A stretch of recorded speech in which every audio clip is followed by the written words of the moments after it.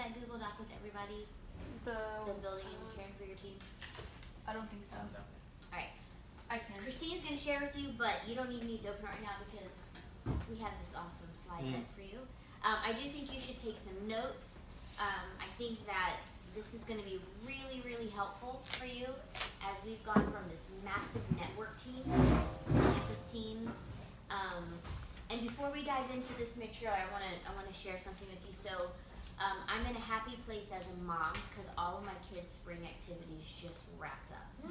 So boys just ended football. Addison's play ended Saturday. I feel like I have a piece of my life back. We're not going to eat fast food 4 times a week. So hooray for my bowels, hooray for everybody's like insides. Oh yeah, that's for you. Sweet. Okay, but here I want to share you something about Mehdi. Mehdi is our youngest son, Danny, who we adopted from Ethiopia. Cool. And Ethiopia, they all play soccer, like that's what they play. So last fall, we put him on a club soccer team, and he was so enthusiastic and excited about being on the soccer team. The head coach was from Nigeria, so he was like, Africa! Like it was like going to be this beautiful thing. By November, he came home on a Saturday after having like a 2-game day, and without asking to quit, tears in his eyes, he was miserable. It had been a miserable 2 months for him. Even though he loves soccer, even though he knows how to play, he was miserable. He just like he walked in and it was sad. It broke my heart. It was sad because he loves it so much.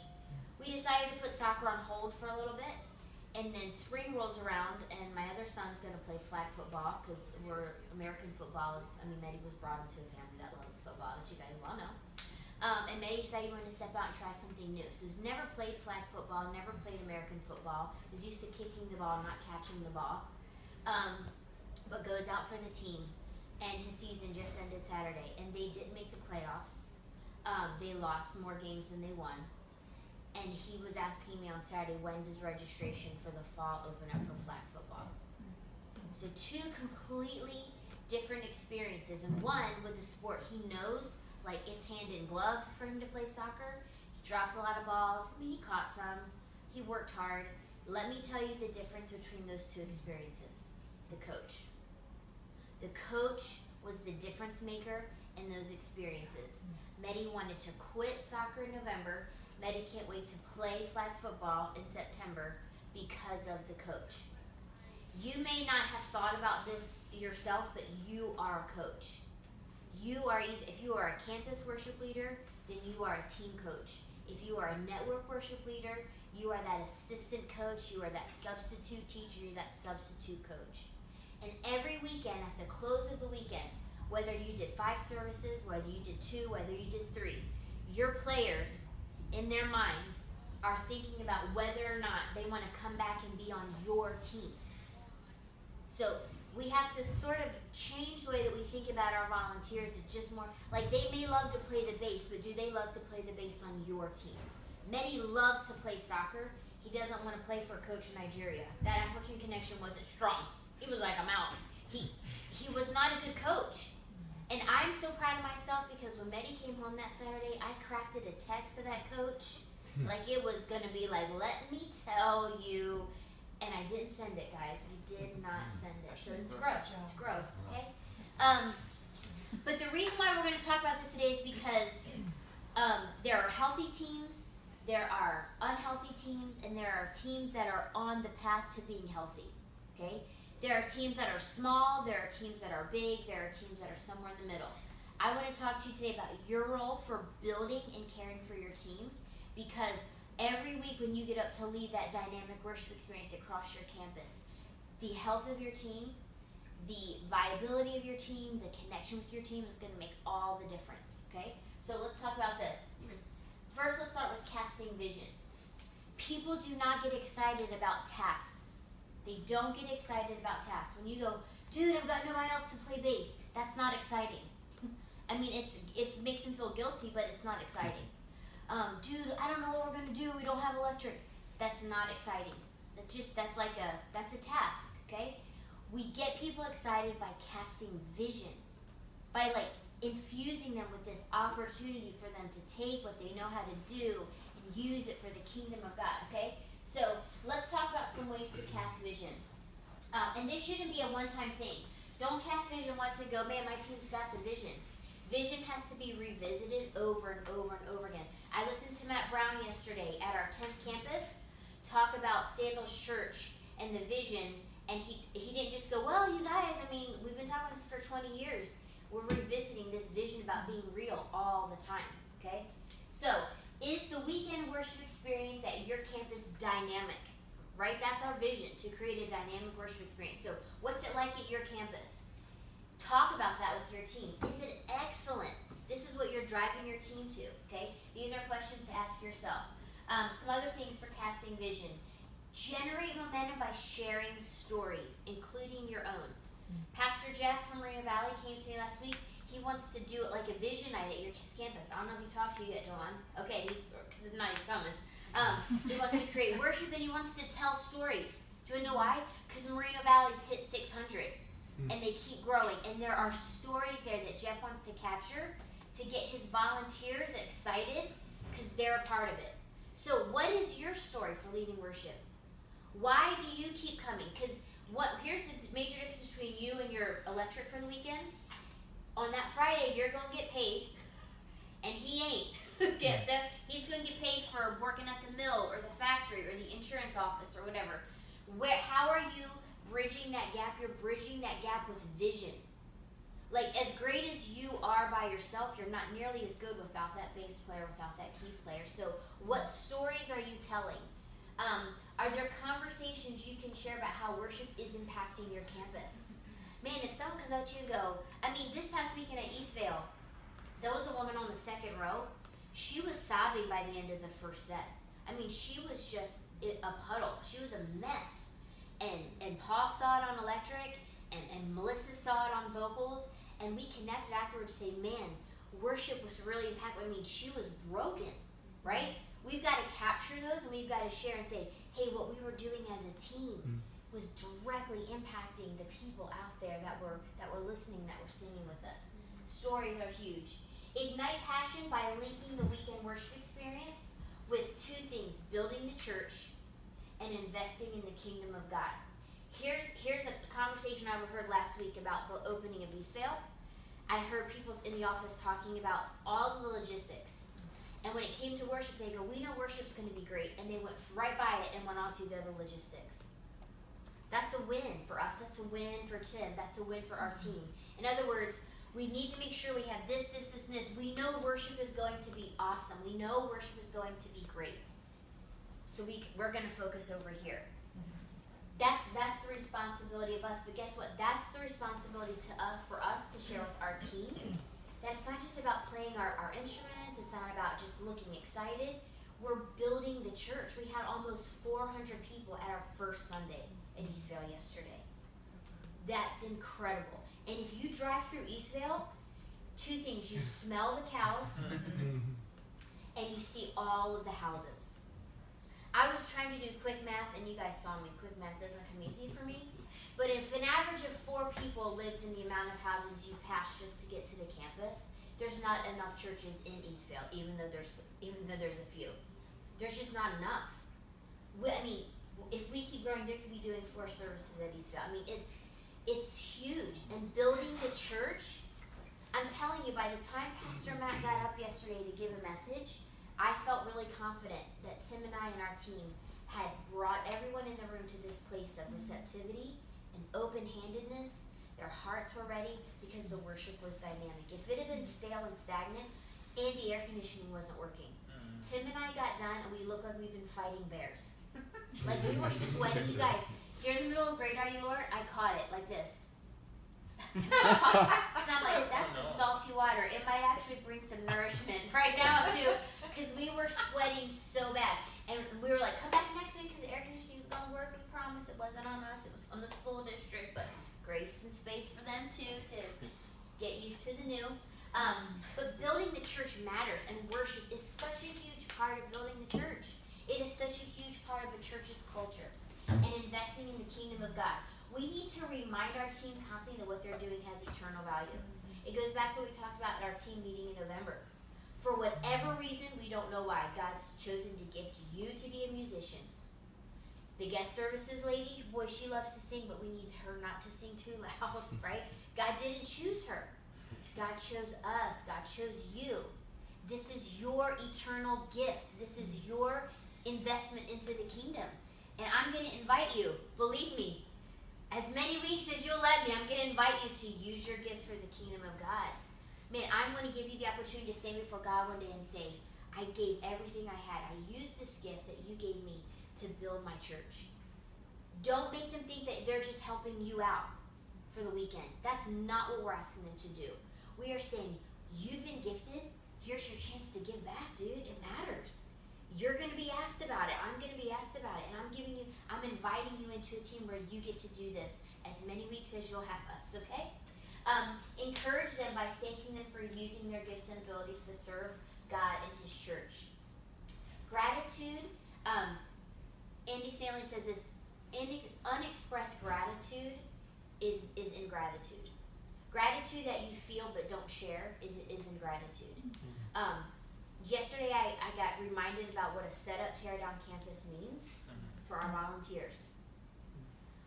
My husband came up on stage after, he was like, what happens to these drums? I'm like, they get torn down and put back up 2 more times. Like, it's a huge deal. And for those of you who did set up tear down campuses, those Woodcrest nods are coming in strong. It's a lot. It is a lot.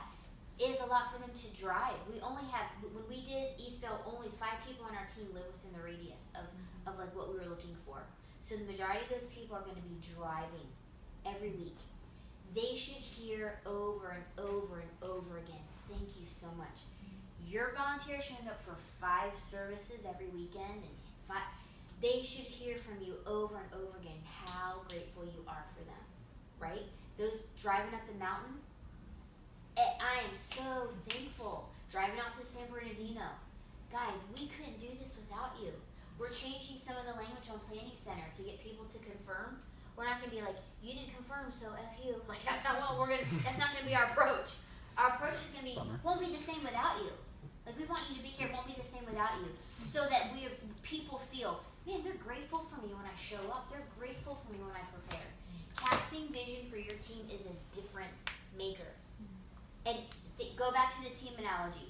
Imagine little Meddy walking into his house, slugging off his backpack, taking off his cleats, sitting out on the couch, and tears brimming, not wanting to cry.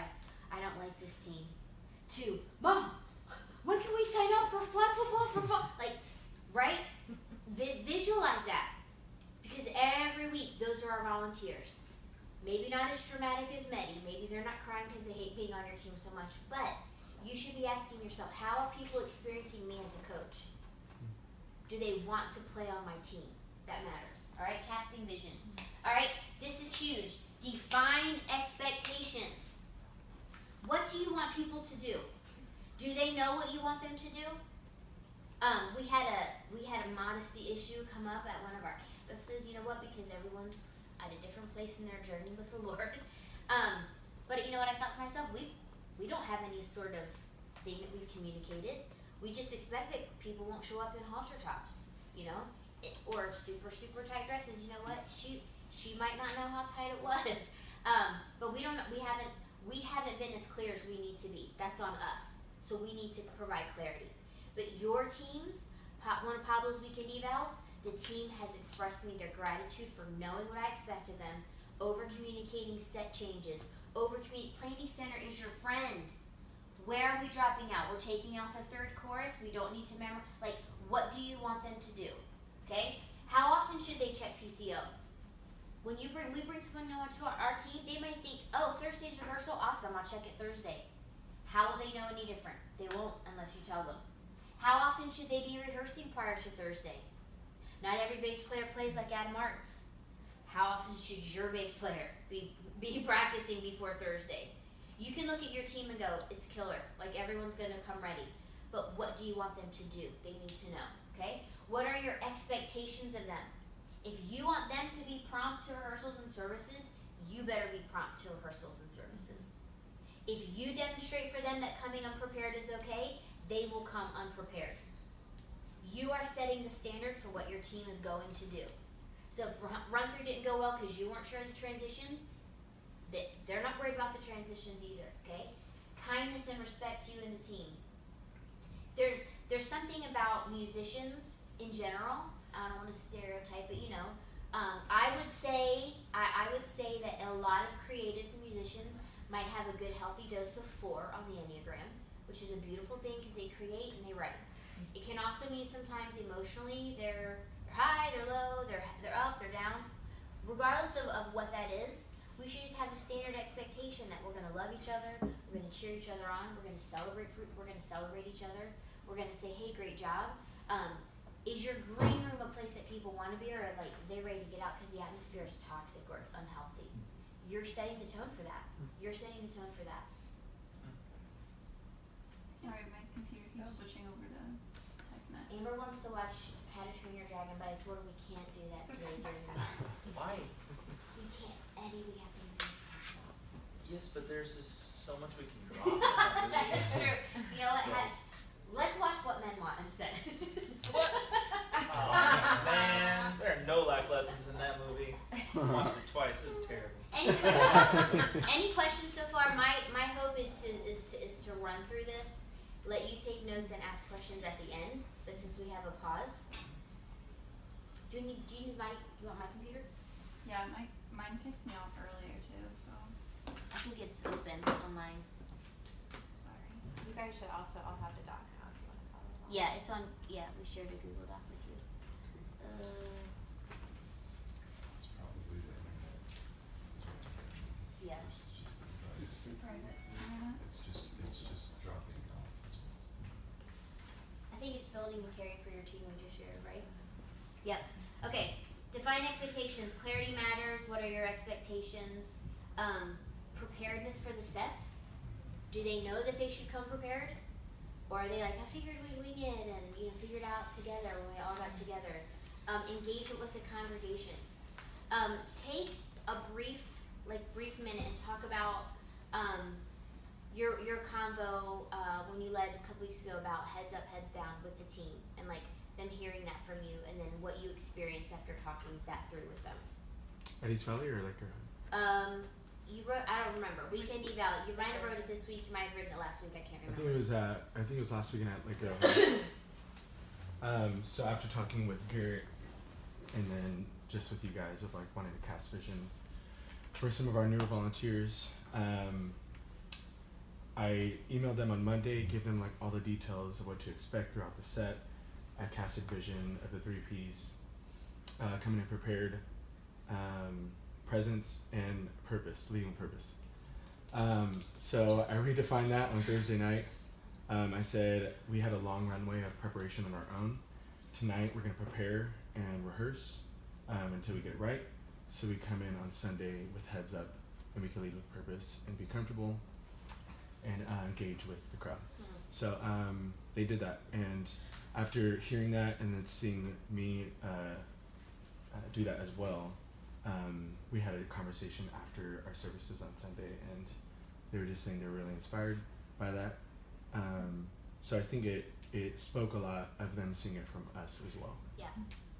But just casting vision, like putting it out there. Sometimes they don't know their heads down, right? They're playing. They don't recognize that, yes, the electric guitarist from the back line, we want you to play heads up and engage with the congregation. But they'll prepare differently knowing that that's your expectation of them. So that's a great example. Do they have what they need to fulfill your expectations? You guys, when I stepped into this role, I didn't realize that Steve Rivera didn't have technology at Banning. He was like doing so, I'm like, huh? I didn't know. So I was like, we need to figure out who needs what. And so I was like, Tim, got that iPad, got those in-ears, right? I want you to be set up for success. Your teams want to be set up for success too. So do they have what they need to fulfill your expectations? Access the planning center, which they get through their onboarding. Info about your campus. What are the odds and ends about your campus? Like at Eastvale, we went through our first run-through. I was sitting there listening to the run-through going, but what do people not know that they need to know? Like the back door to the stage will flood the entire screen with light if someone goes out the back. But it would make total sense for the back line. once the screen comes down to take their stuff off and go outside. So it was like, oh, you can't, those kinds of things. Imagine, dude, you used the back door. I didn't know I couldn't use the back door, right? Those are kind of things. Do they have, what gear and equipment, like, issues are coming up? Eddie is your network liaison when it comes to gear. Like, are you making sure every week at your campus that you're not running low on things? Like, you're letting him know. When you've got that new musician who shows up for rehearsal, are you able to hand them, hey, here's where our in-ears are, here's where, you know, if you need an extra this cable or string or whatever those things are, that they know. You're setting them up for success. Access to you. This is something maybe some of you haven't thought about, but there are times where your campus team, they need to be able to connect with you. If something's going on in their life, if they have an issue, do they know how to get in touch with you? Or are they like scrambling to kind of find, might be a good idea to give your info out to new team members as they come on. You can be selective in how you do that. I'm not saying that you have to give every single volunteer your cell phone number. You need to be reachable. If you're saying, hey, reach me here, if you're saying reach me by email, then you better be checking your email several times a day. If you know that you don't check your email several times a day, and they're gonna email you and you're not gonna respond for 4 days, that's not helpful to them. So you need to figure out, what does that look like? If you want to put parameters on that, hey guys, here's my cell phone number, but Fridays I'm off the grid unless it's an emergency. Totally fine. Like, set it up with boundaries and parameters.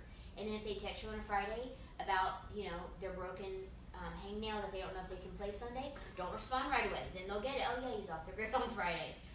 Totally fine for you to set boundaries, but they need to have access to you. They need to know how they can get connected with you. Okay? Checking in. This is a really simple formula I've used for years in ministry when it comes to checking in with people. When we have one-on-ones, you guys will notice we do this. It's a simple 2-question process. How are we? This is the work side of things. This is your weekend experience side of things. How is the weekend worship experience going at your campus? That's a great green room conversation, right? Guys, how do you think things are going at Hunter Park? Like, how do you feel like the worship experience is going at Marino Valley? Like, let's just talk about it. How are we doing, like, as a team? Are there hiccups? Are there logistical issues? Do you consistently have a production issue every weekend at your campus? If you're feeling it, your team's feeling it too. Let's talk about it. Like, that could be another conversation that we have with production after services. Are there team dynamics or difficulties that need to be addressed? Just engage with them on how are we, and you can even do this one-on-one too with some of your team. The next one is personal. How are you? Now this is the person. You've got the weekend experience check-in, now you're checking in with them. How are they doing?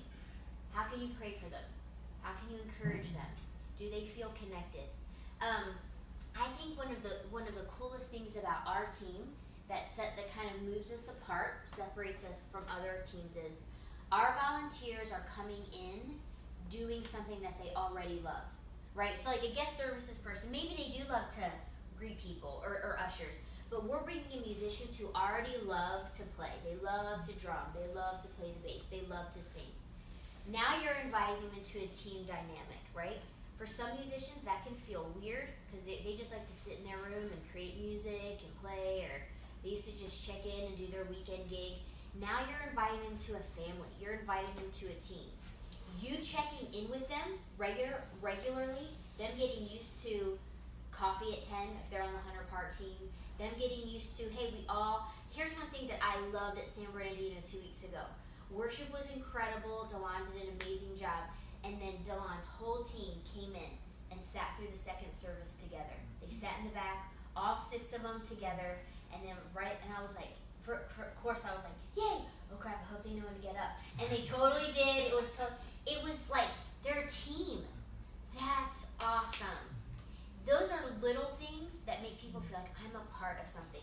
Matt said something in his message this week at Eastvale. He said, you cannot become yourself by yourself. Meaning the person that you're created to be, you can't become that person all alone. He's like, when we're isolated, we get weird. You guys, my father-in-law is so weird. Don't tell him I told you that, okay? Because he's extremely isolated. He's so isolated, he doesn't understand how weird he's become. We are pulling people into connection. We are pulling people into relationship. So those weird people on our team get less weird the more time we spend with them, the more time we hang with them. Don't go, dude, he's weird, right? And like, no, bring him into connection, bring him into relationship. That's why it matters, okay? Checking in. This is huge, huge, huge, huge. We talk about this all the time. Celebrate and evaluate. Let's talk about how we do this. Always celebrate your team. Even when they suck, yes. You don't go, guys, we suck. That's not how you celebrate. You find the little thing. It's like when my kid is flunking all of his courses and he makes a C minus. I'm like, do you want to go to Burger King? Like, we are finding the hope. We are looking for the glimmer, and we're gonna celebrate that glimmer of hope. You know why? Because it makes them excited to go back and try for that glimmer of hope again. If they walked away and you're mad and you're whatever and you're kicking your guitar stand because they suck so bad, then they walk around and go, man, we suck, right? Leave them, like, find the win and celebrate the win. If you had a vocalist take on a lead for the first time and she nails it, tell her, you nailed it. If she nailed it mostly, if she nailed it at third service, like, you find wherever it is and you go, you nailed it that time. That time was, dude, it was like, you gotta grab a hold of whatever that pitch was on point, like, right? Find and celebrate, okay? Your team should never leave without feeling celebrated, without feeling affirmed, and without feeling encouraged. This is make or break. This right here, this principle right here determines whether we have 2-person teams all summer or pretty full to mostly full all summer. I am promising you, this is the difference maker. Whether or not your team feels celebrated, they will adjust vacation plans. Johnny Tillery just did it. I can't wait to be there. Because I think Johnny feels affirmed and he feels like he's a part of our team. And I said, Johnny, I believe in you. You've got what it takes to lead the weekend. You're going to be awesome. And he's like, I'm in. Like, it's a difference maker. Please, if that's not your default, practice it. Practice it, practice it, okay? Celebrate and evaluate. The weekend win. You know, we talk about our P's. I've narrowed our 3 P's down to 2 P's because the last P with purpose is really going to fall to you. These are our team wins. If your team wants to know, did we win this weekend? It's built on our first 2 P's. Were we prepared? This should be something that you are establishing every single week. When they're prepared, guys, because you prepared, we sounded awesome. Guys, because you were prepared, rehearsal, we just ran through, run through. I didn't see that coming, ran through, run through. Were we prepared? Preparation enables confidence. Like, confidence is what the word, this is what I say to you guys, a confident worship leader can lead anybody, anywhere. Your team, your confident team can lead anybody. I mean, we're in an elementary cafeteria with no air conditioning and worship is fire. Because the team was confident. Because we knew what we were doing. We weren't up there kind of looking at each other, kind of like we weren't in a cafeteria. We were in the presence of God. Confidence is the key to that. Back to what we talked about with Pablo, heads up versus heads down. Take note of who your heads up versus heads down people are. Talk about it as a team, and then when you say, hey, you have a conversation. Let's use somebody for an example. I shouldn't do this. I'm gonna take Joshua Baker, okay? If Danielle pulls Joshua Baker aside and says, dude, you have such great engagement with the congregation when you're prepared. Like, you light up, you're energized, you're fun, people are drawn to you, and you give him some encouragement, and then he comes back the next week and he's leading heads up like you told him. Dude, you killed it. Your head was like almost off your body. It was so up. It was so amazing. Go back and affirm what you saw in them, what you challenged them, and encourage them, okay? Because that is how you get confident teams. The second P, were we present? Did you feel like your team was a part of what was going on in the room? This is presence enables engagement. Preparation enables confidence. Presence enables engagement. It was so awesome yesterday to lead and to sing because we knew the transitions. We knew who was singing what and when. The band knew when we were building. Tim and I were co-leading. We worked out a verbal for the last song, and I was the one giving it, and Tim was the one leading the band. And after we connected, it took off.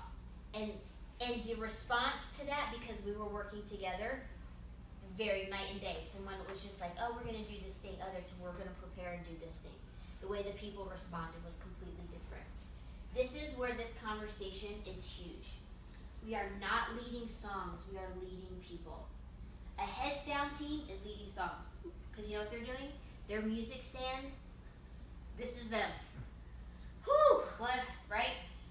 Leading people doesn't look like that. Music stand is there, and you have it, and it's there for you to, make adjustments, but you're engaged with the people that you're leading. And confidence and presence are what makes that possible, okay? So, celebrate, evaluate.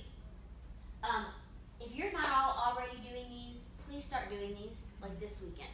End of the weekend huddles. I've done this for years as a worship leader, because I like sports, and so I like team huddles anyway, but gather your team, thank them, and remind them that this couldn't happen without them. When you're in that huddle and you've got a nice full band, imagine that huddle the next week with just you and somebody else. And we couldn't do this without you, okay? Exactly. Hug yourself. Couldn't do this without myself. That's what it could look like. That's what it could look like.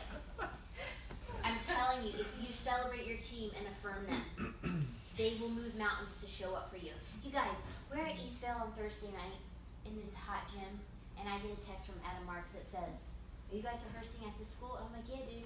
Adam Marks shows up. Like, he comes to rehearsal just to, hang out. And then Adam Marks is there Sunday. When Tim's doing the end of the weekend huddle, Adam just hops up and joins our, he brings his baby. He loves being a part of this team. He texts me, "Hey, I'm free May 31st for Cultivate. I got a sitter. My wife." When you get a volunteer like that, especially one like Adam Marks, Praise the Lord. you're like, "Adam, yes, what can we do? What do you like in your coffee? You like your back scratch? What?" Because this is a team built on volunteers. And when they feel like they are a part of what we're doing, and they feel like they matter, and they feel like they're visible, and they feel like they're valuable, they will keep showing up for us. And we will reach our vision of creating a dynamic worship experience. The win for me yesterday was hearing from both Pastor Matt, Pastor Dan Zimbardi, and how dynamic worship was for the opening weekend at Eastvale. That's the win. Matt was in the room the whole time for the first service, which is this is really all I want you to do. But just to watch Matt worship, to watch him just be filled before he has to go up and do what he's going to do, that's a win for us. Because remember, we're here for the people. We're also here to nourish the messenger, right? We're here to fill them and prepare them. I want you guys to kind of take this. Yes, sorry, we're almost done. Evaluate. I love celebrate. Evaluate's important too, okay? Always evaluate your processes and teams, and always start right here. Start right here. How did I do? How did we do? You guys, I love on your weekend evals that you're honest about how you did. You're like, "I flubbed. I should have prepared more." That's so good. That's so real. That's our vision of being real with yourself. Now, if for 5 weeks you keep forgetting the words, I'm going to say, okay. So 5 weeks ago you forgot the words, right? But you're saying, "I flubbed. I could have done better." When I say, "What is your biggest takeaway?" and you go, "Prepare more. Rehearse more." That's awesome. That's so good. How did we do? What can I do better, and what can we do better? I'm going to go out on a limb and say that team-wide, probably one thing that we can do better is over-communicating to our teams about the weekend, especially changes. When Claude texts me and says, "Hey, can we put I Belong to You as a set closer, take it up with God?" It's his fault, he just gave me this content. And we just make the change on Planning Center, you could Belong to You, most teams know it, you could just throw it in there or not. Or you could, "Hey team, just make sure you saw we're changing," those are things that we can probably do better, right? Because it's setting people up for success. They're not coming in, we're taking as many surprises off the table as we can. All right, important things to remember, and then we're going to talk about some nitty-gritty campus stuff. The reason why these are important things to remember, because this frames the way that you talk to your teams. This frames the way that you communicate with your teams. We are not asking people to help. You're not looking for help. You're not. You're not looking for people to help. You are empowering people to serve. Okay, this is kingdom work we're not doing. You're not trying to get someone to come clean your house. This isn't me listening out for my 3 kids with their chores, or I go to the store. They have to help, they live there, I'm responsible for giving them life, 2 out of 3, well, and probably life for the 3rd too, so they have to vacuum and take out the trash and all that. That's not what, our teams don't have to show up, literally they don't have to. They can literally never help again. but if you're empowering them to serve, and you go back to linking it to eternal value, now they feel a little ownership for what they're doing and how they're doing it. Because you've connected this to purpose for them. You've reminded them that this matters, okay? And remember this, go back to one, Amber. If you evaluate before you celebrate, you deflate. We've talked about this before. Do you want to know why Meddy's soccer coach was so terrible? He never, ever celebrated his team. Every huddle was him yelling. Everything from the sideline was a put down, and it was negative. And that meant, Meddy was the picture of deflation when he walked into the house. The backpack, the cleats. It wasn't until I told that boy we were going to go get a burger that he picked up, that he smiled again. Like he just was down in the dumps. This right here is so huge. You guys, I'm sharing this with other leaders in our church as well, because it's important. It matters. And you're looking at teams of volunteers who are either getting celebrated, or man, they just always feel like, man, missed the mark, missed the mark, missed the mark. It's really, really important, okay? I love you guys, I want to celebrate you too, so I want to make sure I don't forget that myself, okay? Alright, now, these are some things that we already are doing, and then these are things that looking into 2020 we're going to start doing. Again, to really enhance the campus volunteer experience at your campus, okay?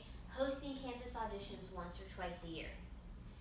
If you feel like, man, we could really use another set of auditions, go have that conversation with Matt and say, hey, here's where we're at. Let him see your team logistics, and let's get creative on how we do team auditions, okay? Designate one service each weekend to intentionally connect with your team. So Eddie does coffee at 10 at Hunter Park. So there might be other ways that you want to do that. I don't care what it looks like. I'm not here to standardize or mandate that to you. I just think that you need to find a time over the weekend where you're connecting as a team. You're not just all playing and scattering and playing and scattering. Now, for some campuses, this is more challenging because of space, okay? So like Tim will have to figure that out at Eastvale. Their green room, it's not cozy at all. They've got some great outdoor space, so it's gonna get hot. So he's gonna have to figure that piece out. But somehow, intentionally over the weekend, you're connecting with your team. You're being really intentional about that. I want you guys to start emailing your campus team at least once a month with just an encouraging word or a thank you. It's not logistics, it's not details, so you probably need to change the subject line, like, because they're ready for that, you know? It's so you're like, hi, that would be from Eddie. Whatever it's gonna say.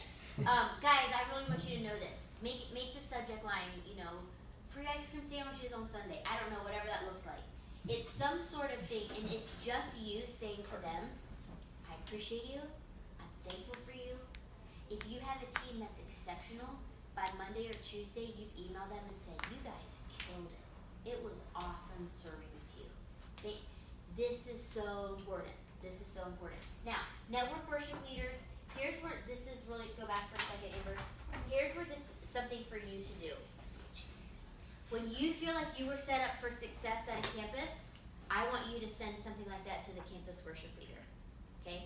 There's a really great feeling as a campus worship leader when you're doing all of this work and you hand it over to someone and they come in and go, man, I love leading at your campus. Your team was awesome, your green room was great, whatever those things are. That's you celebrating your team. That's you putting wind in each other's sails, which is also huge, okay? And it's totally fine, network worship leaders, for you to send an email to the team that you serve with, CC the campus worship leader. You guys were awesome this weekend. You're being led well.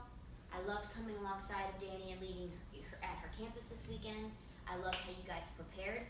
But CC your campus worship leader so that they are in the know of, man, and then they can go back and continue to celebrate your campus team, okay? Here's some other things we're gonna start to do. So, right now we have 2 network events a year for our whole team.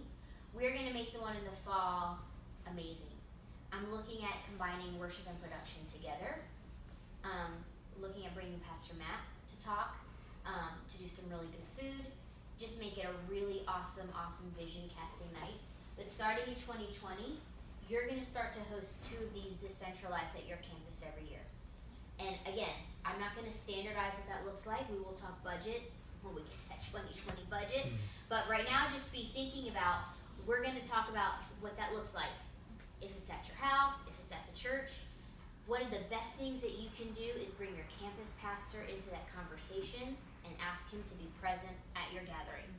Let your campus team know from your campus pastor how much their involvement and their serving means to him and means to that campus, okay? Just like we get tired of like telling our team stuff all the time, right? Bringing in someone else to say it matters a whole lot, okay? And listen, some of your campus pastors, they gravitate towards that kind of thing, and some of them don't. That's not anything to be like, well, my campus pastor. Just invite them in. Like, they don't need to plan it. They just need to show up. Like, I just want you to show up, give them notice, okay? Don't be like, on Tuesday, hey, dude, we're having this thing Thursday night. I was hoping you could, like, that's not, like, plan it together. Hey, I want to plan a special team night. I would love for you to come. Most of your campus pastors are going to jump at the opportunity. You want to know why? Because they want the worship experience at their campus to be dynamic too, and you're inviting them in, okay? Engage with your congregation. You guys, your musicians that you need to fill your teams are sitting in your chairs in your pews every single weekend. Don't believe me? Ask Pablo. Pablo's going to talk about this more later, but a year ago, Pablo was not excited about worship at East Valley. Is that an overstatement? We're recording. It's a different team now. And if you lead at East Valley and you fill in for Pablo, then you've experienced that for the most part. There are some things that I think that are working well that I want us to talk about. But I'm telling you, the musicians are out there. You're only going to find that out if you're talking to them. You're only going to find that out if you're connecting with them. They like to talk to you. You're on stage. That means you're somebody. People get, the stage does weird things with people. It creates like, right? They get like, you're kind of sort of famous, even though you're not. You're a deal. You're a deal at your campuses. So make yourself available. Be accessible to the people that you're connecting with. Network worship leaders, pick a time when you're at a campus to go out there and meet people. And if you get someone's name, man, pass it along to the campus worship leader. Slack is your friend. Dude, I just met this guy named Brian. He says he drums. I think you should totally talk to him. Now, maybe he drums in a way that we don't, we're not looking for trombone players. I get that, but you're connecting with people. You're making connections. Typically, musicians know other musicians. That's just typically the way that it works. So you got to get out there. You've got to, again, change your mindset from the network's going to be throwing me musicians. That well dried up. That well dried up before we had the idea. Okay? Yeah. So we're really, in the same way that we're trying to grow our campuses by people that are there, we want to grow our campus worship teams by the people that serve there. You've got better buy-in from people who that's their campus. And then you guys pray regularly for your team. I pray better now with reminders, honestly.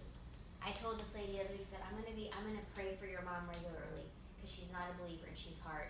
And if I don't set myself a reminder to pray for her, I won't. Like, I'll forget. So set some sort of reminder. Maybe it's on Thursday before you go to rehearsal. Maybe Thursdays and Sundays. You just have a reminder on your phone and you pray for them by name. Pray for Paul Warner. Pray for Tom. Pray for Tommy. Like, I spent about 20 minutes with Tommy on Thursday night. Tommy's just, he's hilarious, he's funny, he's quirky, but he matters. And we need the Tommies on our team, right? We need the Chris Curlo who's moving and dead to all of us at this point for moving. Yeah. We need the Heather McVeighs. We need the Tiffany who will show up for you wherever, whenever you schedule her. Yes. Prepared, with great stage presence, a great team player. We need these people on our teams. We need them to feel encouraged. We need them to feel affirmed. We need them to feel like they matter. And what we say and what we don't say, and what we do and what we don't do, is the game changer for all of those things. Okay? So I know it's a lot of information. If you've got questions that are jumping out at you right now, let's talk about them. If you've had some things that you've already been doing that are working for you, let's talk about those things. If you've tried some things and you say this didn't work really well, let's talk about those things as well. So what's kind of coming to your mind as we're talking through some of these things of building and caring for your team? Thoughts, ideas, concerns, disagreements? I would tread lightly there. I'd say just as a tool, we do have clear rehearsal expectations, dress code expectations, like team commitments, all of those are in the musician packets that everyone has access to on the worship team drive too. If you wanna Revisit. go back to those and Yep. revisit those That's with your probably team a great members, idea. that's a good resource for you. Yep, Because that's awesome. We do have those, and so I think the person in East Valley a couple weeks ago, or wherever it was,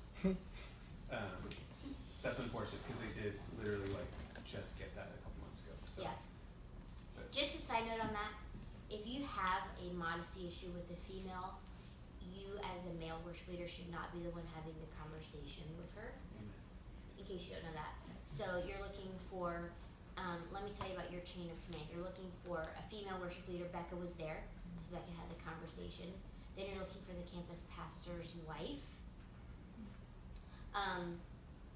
Then you're looking, or campus pastor's wife, or one of the female staff at that campus. Most of our campuses have a female on staff, so, but by the end of those three, if you haven't found somebody, then you're probably shooting me a text or Christina, hey, it was with so-and-so, and we're having to follow up a different way, but I don't want any of you guys to have that conversation with a female, even if you feel like she's your friend. That can go south really fast. Thank Okay? you. Yes, you're welcome. So I can just go, hey Kendra, no, Denise White, you're golden. Any other questions, thoughts?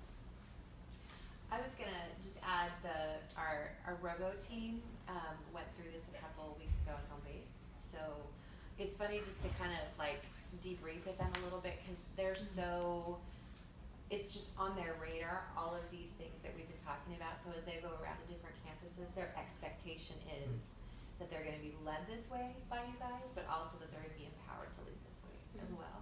So just, it's not that they're like taking notes or anything, but it's just interesting. They're like, Yeah. is they kind of debrief about just kind of visiting different campuses. So, but just know that they've had this tool 2 weeks ago as well. Yeah, they're in the loop on this, so. I think it's really cool just thinking through like frustrations that we go through with musicians, whether it's like a decline or like an awkward moment or just like the weirdness that is just like in all of us. And I feel like those things can then feel like misunderstandings the more you get to know somebody.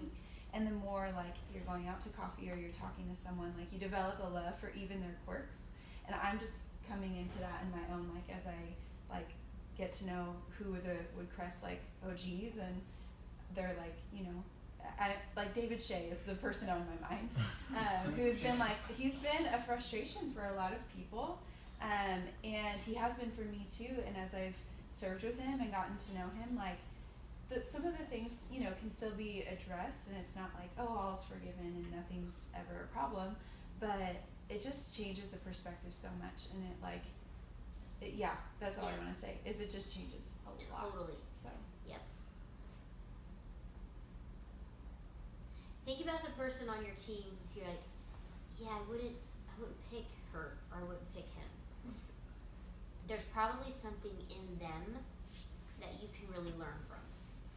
There's probably something there that just requires a little bit of digging to kind of unearth and uncover. And let me tell you this, the more you get to know your team, the more relational equity you build to be able to say hard things to them.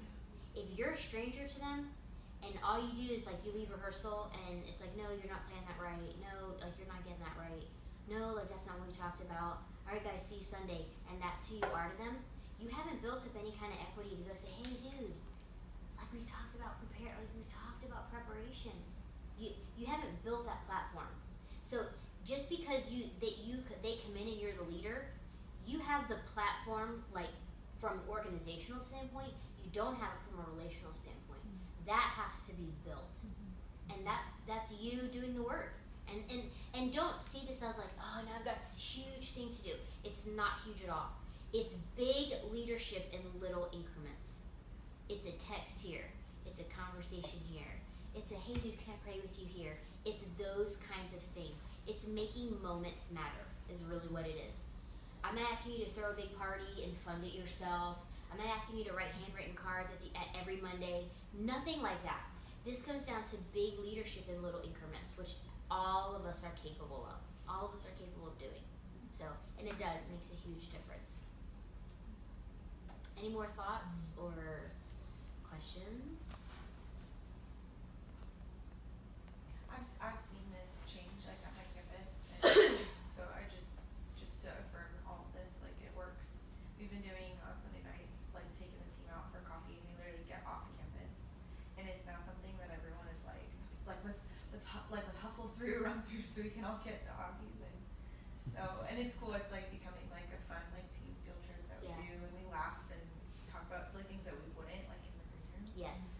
And noticing that for people like Nick Moore, who spend all day with like children, he's like, we're bringing his coffee back and he's getting like 20 minutes all to himself, and it's like been just like cool even seeing like being able to feed and nourish the team in different ways and stuff. And Sunday nights it's like usually like 17,000 service for some people. Yeah. And it's become like a fun culture and stuff. So I just agree with all of this. And That's awesome. That's great.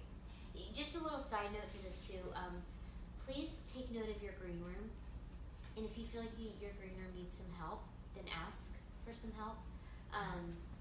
We've tried to make sure you guys all have bento cards that you can restock and make sure that it has what it needs.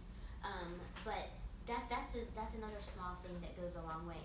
I would suggest those of you with smaller teams, where the budget's not quite as, send out a little email to your team. Hey, what are some of your favorite snacks? I would definitely do this at Lake Arrowhead. I would definitely do this at Banning. Tim, this would be an even great thing as you're building Eastvale. Like, what are some of your favorite snacks? Ask your team, and then show up on Sunday. There they are. Like, you know, that's like a, hey, that was really cool. Those little things make such a huge difference. They can get coffee from Augie's anytime. They're doing it as a team. They're doing it together. And Danny's not going to run out of people who are ready to come serve on Palm Sunday nights. Even you guys like to get in on that Palm Sunday night thing, because there's a team dynamic that's being built that people get excited about. So, on that, I'm struggling with this, and I don't know if any other campuses are. My green room space is shared by our staff, and so I find that our snacks are gone. lock and key. Well, we don't have that option really. I don't know if anyone else is struggling with this, but I've sent many like, hey, like this is the worship.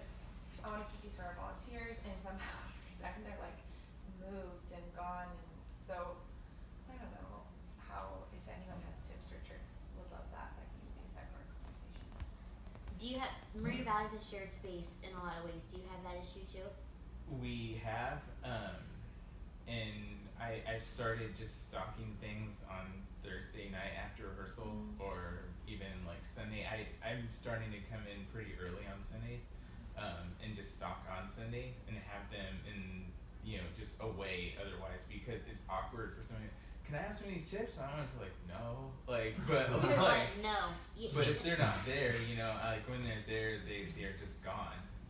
Like you said, so that's been the best solution for me. I mean, they're still not all there all the time, because you have people, but it's helpful. That's helpful. Or talk with guest services or like campus director to stock snacks specifically for staff. East Valley's really good at that. Like Wendy Sue has snacks specifically for us, so we're not tempted to go pull from the band. That's I would definitely make that a campus conversation with your campus. I'd start with your campus lead and just say, hey, here's the issue. And you can say, Melody gave me this budget and I gotta this is all we have, and it's not enough to feed your campus. Me and Jesus turning them loaves into fishes and we have this right here. Like I know my team doesn't eat this fast, but they're just Right. That's a great conversation to pull them into. So that's helpful. yeah. And you have Diane too. Diane hooks it up. Cool. Yeah, Listen, I just want to say, this is really important to me, because like I see, it's not like an incredible lot of people, but we know there are some people on our team where like you kind of wonder if they have like any real community outside of the group. So a lot of times, like I'll try to make sure we maximize like how many people we could have in one service, because just like we don't have a whole lot of time, like you said, and just the thought of a person being on this team so long and not talking to anybody or having any interactions, you don't want to make it weird, like to just be like, hey, talk, but like when you get people together, like I've seen like a few people like open up after you know a few weeks, you know, to the point where, especially when they're consistent teams like Eddie's talking about at Hunter Park, to actually end up having like real like friendships and stuff within that is really awesome. Yeah, totally. On that note too, so next Monday, the 20th, in our home base, Dan and I are gonna gonna tag team and teach that week on shepherding a team, so taking a lot of this stuff, but more than the spiritual relational component and how to have like soul care conversations. So Dan's gonna kind of walk through like, what do you do when you start to build that relational equity and someone on your team starts to open up about the struggle in their marriage, or you know, just hard life stuff, like how do you handle that conversation, hold their hearts well, and then what's the next step of like, it kind of gets beyond, you know, how do we transition them well into soul care, how do we connect them with marriage ministry, you know, just so that you guys feel empowered too, because your role as a campus worship has just expanded so much, and this level of care is going to naturally come with real stuff. So if you guys want to hop in on that, just let me know. I'll make sure it's on your calendar, but it'll be next Sunday. Great. Yeah, people will tell you their stuff. You'll be like, this one time, we'll end on this note. We were getting ready to go back out for the last set, and so we're standing backstage, and the girl next to me, literally, I just tried to hang out with her all weekend, and we're getting ready to go on stage, and she goes, I'm pregnant. And I was like, she was 17 and a senior in high school. And I was like, are you telling me or are you telling Kevin? Because I felt like it was in my ear, but maybe it was. But that was from a weekend of just hanging out with her, connecting with her, and all that stuff. And there I was now holding this, oh my gosh, like type of information. And another weekend, in between services, Adam and I found out that the worship leader was having an affair with another girl on the worship team. In between services. In between services. You guys, it's real people and it's real messy and it's real stuff. And if that's giving you diarrhea, like what to do, good, because I had it too. I was like, ugh. It was hard to know what to do in that moment to do it well. But I think that this is an invaluable training for campus worship leaders, network worship leaders too. And so we can make some adjustments to the calendar so that you guys can be there, because I think it's really important. This stuff is sure to surface, but a lot of churches don't have soul care. We do. So you're not going to bear the brunt and responsibility of mediating this girl's 17-year-old conversation with her parents. Like, that's not going to be on you. You can be a support, you can be a person who prays, but that's what soul care is for. We just want to strengthen the connection and the bridge and the expectations and what that journey looks like. So, really, really good. Yeah. Everybody gave him Eastvale. You guys, since John is the campus worship leader, he's the campus lead. And so that's a lot of pressure on a person, especially on opening weekend. But he was present and he led his team well. He led his teams well, I should say. And it was a joy to get to co-lead with you. So yeah, way to go, Thomas Tim. Yes. Kennedy Brown texted me. She's like, "Can we talk about you on that super tiny stage?" just the way I because Is there a solution? there's not only like draped and pipe and draped in the Need back. to like de-platform you, like just Yeah. to have a spot. I need to set stand down up. over. There's Step down into it. there's the school's like theater curtains, but there's a top banner of the curtain, so it just makes it look like I'm on like the little shadow boxes you just put in school, like in a Tim's shoebox. in his And I'm diorama. like, yeah, exactly. that's the word I was I looking fit for. right in. It's like, this was made for That's the me. word I was looking for. Yeah, it literally, that's what it looked like. So, cause like I'm sure my head overlapped on the top curtain a little bit. Anyway, it's fine. Tallest praise. Yes. Tallest, Yeah. curious. She's like, can we talk about you on that super tiny stage? Solutions, Canada Solutions. Um, Can I request some extra prayer for our Hunter Park team? Oh. We've been taking some hits. Oh. All the hits. Because the demand for proficiency is higher, it really sort of narrows the channel of people that we're able to throw up on that stage. Even if they come in on the team and they're nails, we can't just throw them in necessarily. And so a lot of our other teams are getting backfilled with people, but Hunter Park is shrinking between Rogo, between people deciding to move to Texas. Why not?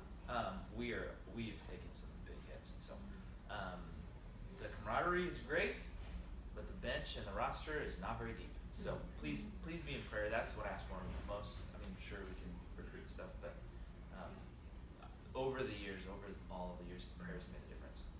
Hands down, it's made a difference. Yeah. I've run banners on the campus of CBU and tried to like recruit. That did not make a difference when I prayed about it. People showed up. So I would appreciate all of the prayers. Yeah, for Set sure. reminders because we need it. Hunter Park team needs some teams. Yep. We will pray for sure. So good. All right, let's pray, and again, I'm around if you've got questions or that are specific to your campus. Anything that you want to talk about in terms of let me know. You guys are great leaders, and you're great coaches, and you're becoming even better leaders and even better coaches. And reps, like with anything, reps are how you learn, reps are how you grow. So the question you want to ask yourself is, am I leading people better 6 months from now than I am from today? Am I leading people better in August than I was in May? Growth is the key. Growth is really what we're after. So I'm grateful for the job that you're doing. I'm grateful for how you're investing and how you're taking what you're learning and you're like giving it right back out. That's huge, and making a difference